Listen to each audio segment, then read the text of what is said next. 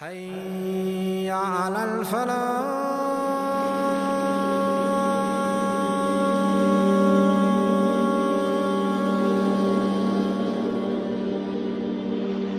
There was a young orphan boy, and he had a meadow that was left to him, and he wanted to build a wall around his meadow.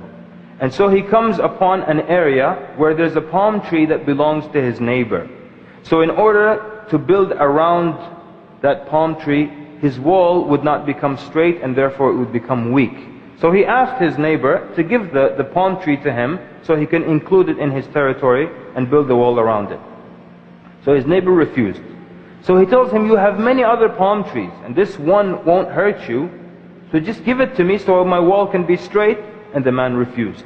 And so the young boy, he goes and he complains to the Prophet ﷺ. And Nabi ﷺ brings the man and the boy together.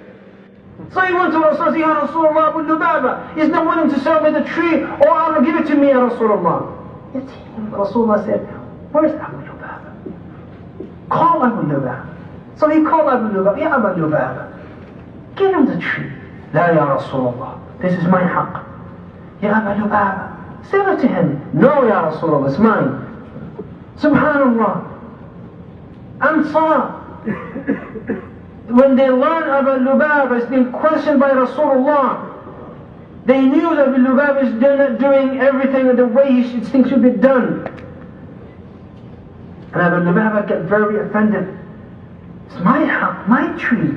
I'm just a kid. Is taking this case to Rasulullah. So when the man said, La Ya Rasulullah, I'm not giving it to him. The tears came from the eyes of that yatim. SubhanAllah, yatim. So Nabi ﷺ tells him, give the palm tree to your brother and you will have Al-Jannah, you will have paradise. And the man refused. And so the Prophet ﷺ remained quiet. Because how else can you entice someone when they refuse paradise? What else can you say greater than that? Abu Dahda radiyallahu anhu. And you always find those Muslim individuals who are opportunists, ya ikhwati fillah. In khayr. You know, they don't waste time. Opportunities with khayr. They are very greedy when it comes to hasanat. They are building their mansions, the houses in Jannah. Abu Dahda radiyallahu anhu. He said when the Ansari went and the little kid cried, he came close to Rasulullah and said, Ya Rasulullah, if I purchase that tree back, can I get the same offer? Rasulullah sallallahu alayhi wa sallam gave him the approval. He said, yes. Abu Dahda, qala ya Abu Lubaba. And he said, send me that one date tree. He said, I didn't sell it to the Nabi, you think I'm going to sell it to you? He said, do you know who I am? He said, I'm Abu Dahda. He said, do you know about my gardens? He said, yes, who doesn't know about your gardens in Medina? Your garden is the most beautiful, 600 trees, the most beautiful water, a palace. Abu Dahda said, you give me that one date tree, I swear by Allah, I will give you my entire garden. And he said, you're having a laugh. And Abu Dahda radiyallahu anhu said, try me. And he gave him that one tree. For what? One tree. For his entire garden. And Abu Dahda came back to the Prophet ﷺ and he was elated. Because he knew if he had a tree in Jannah, once he goes into Jannah, he's not coming back out again. And he came to the Prophet ﷺ. And by then it was revealed to the Prophet ﷺ what had happened.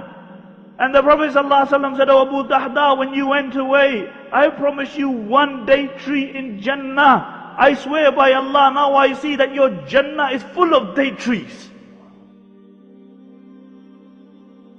And then Abu Dahda went back home and his wife was in the garden. And he said, leave the garden. And she said, why? And he told her, he said, I have bought trees in Jannah where the shade lasts for the traveling of 100 years for this garden. And you know what she said? She said, what a bargain. What a bargain. And the ulama mentions that they spent the rest of their life in relative poverty, but with the knowing and with the guarantee that they will attain Jannah in the hereafter. They were the Sahaba radiyallahu anhum. For them, Jannah was real. For them, Allah was real. They felt Jannah. They had reached a stage that this was real to them. Jannah was real. They believed it. And what did they say? Rabih al-Bay. What a bargain. So brothers and sisters, this is how the righteous before us felt that paradise was close. This is how they sacrificed anything in order to do something for the sake of Allah, or to do something in order to gain paradise. So what are we going to do? And these are people that we're going to be resurrected with on the same plane.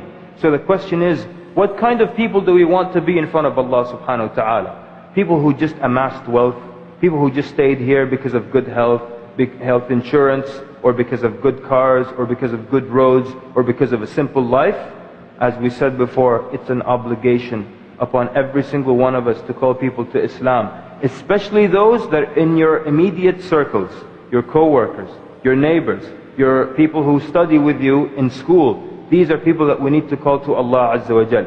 And if all of us were very active in calling people to Allah subhanahu wa ta'ala, then what would the landscape look like today? So with that, I ask Allah subhanahu wa ta'ala to make us of those who hear the truth as clear truth and follow the best of it, and to make us of those who see the falsehood as clear falsehood and abstain from it.